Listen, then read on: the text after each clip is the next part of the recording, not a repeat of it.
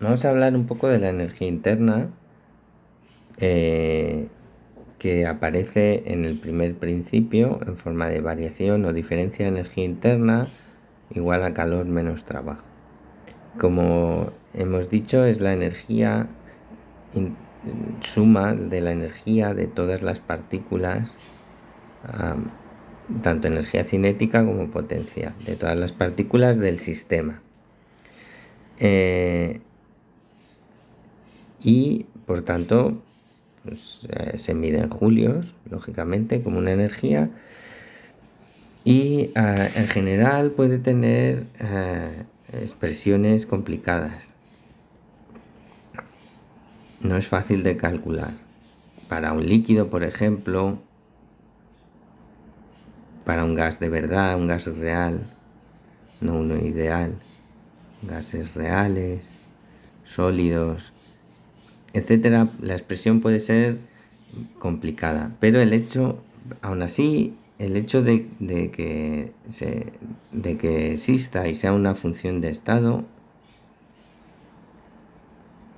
es útil en determinados casos. En muchos casos nos permite decir alguna cosa del sistema, aunque no sepamos la expresión exacta que tiene. Pongo un ejemplo. Como es una función de estado, no depende del camino exacto para ir desde el punto inicial, del estado inicial al final. No depende si vamos por aquí o vamos por aquí. Y por tanto, solo depende del valor de la energía en el estado final menos el inicial. Por tanto, si hacemos un ciclo, que es un proceso particular en el que el estado inicial y el final son iguales, si aplicamos a la definición, pues esto es U final menos U inicial, pero como el estado final es el mismo que el inicial y la energía solo depende del estado, no de nada más de la historia, pues esto es cero. La variación, el cambio de energía interna es cero en un ciclo. Eso nos permite decir, por ejemplo, que en un ciclo el calor es igual al trabajo. Incluso en líquidos, gases reales, en cualquier tipo de sistema, esto se cumple en un ciclo. El calor es igual al trabajo, independientemente de qué forma tenga en concreto la energía interna. Hay, sin embargo, algunos casos particulares en los que conocemos la forma de la ecuación para la energía interna.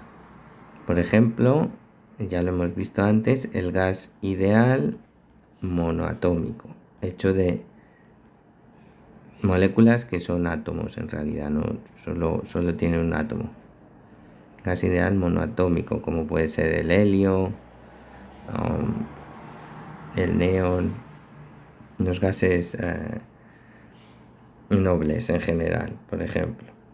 Bueno, en este caso hemos visto que la energía interna, si es ideal, no tiene parte potencial, no interaccionan las moléculas.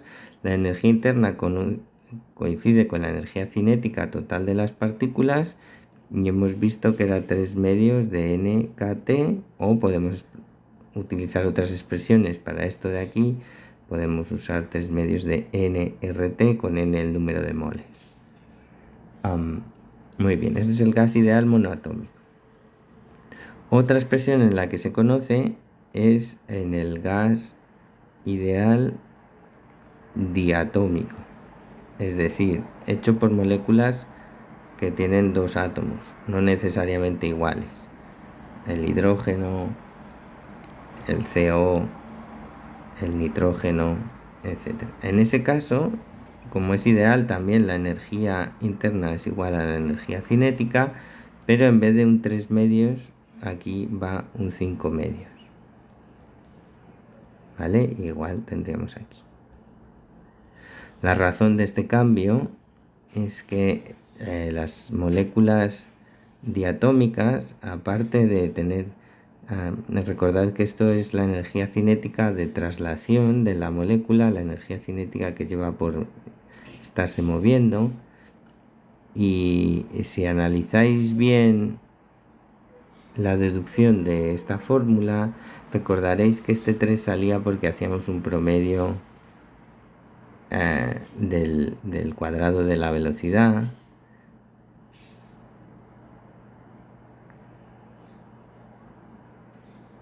que tiene 3 componentes, y al hacer el promedio salía el factor 3. Entonces, en realidad este 3 se debe a que hay 3 grados de libertad en los que se puede mover la molécula X, y Z.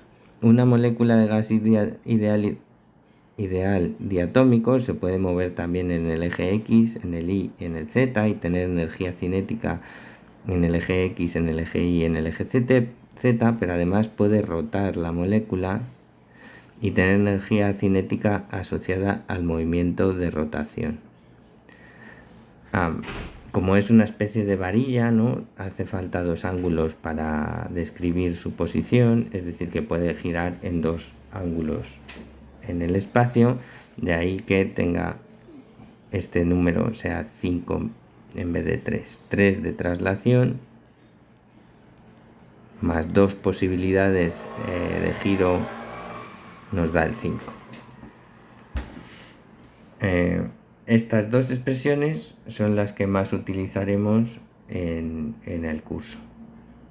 Y son interesantes, entre otras cosas, porque la energía interna en el gas ideal solo depende de la temperatura.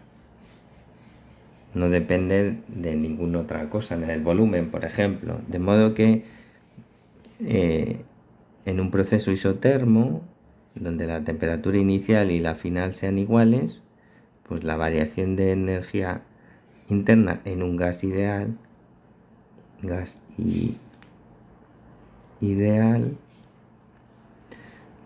pues es 0, porque será, por ejemplo, 5 medios de nRT final menos 5 medios de nRT inicial, y si esta es igual que esta, pues esto queda 0. ¿Vale? Bueno, no es así en los líquidos en general, no es así en todos los gases. En los gases reales, por ejemplo, si tienes un gas real, la ecuación es un poco diferente. Por ejemplo, para un gas que se denomina de Van der Waals, pues la expresión es algo así. No me interesan los detalles, esta no la vamos a usar, solo que veáis que depende del volumen, no solo de la temperatura, sino del volumen. Entonces ya no se cumpliría esto, ¿vale? Pero bueno, esta no hace falta no la vamos a utilizar más, solo es un ejemplo para que veáis a qué me refiero con que en el gas ideal es una expresión que depende únicamente de la temperatura y no de volumen o presión. Bueno, con esto más o menos tenemos todo lo que nos hace falta de la energía interna. Para utilizar el primer principio tenemos energía interna, calor, del que hemos visto mucho. Pasaremos ahora a hablar del trabajo.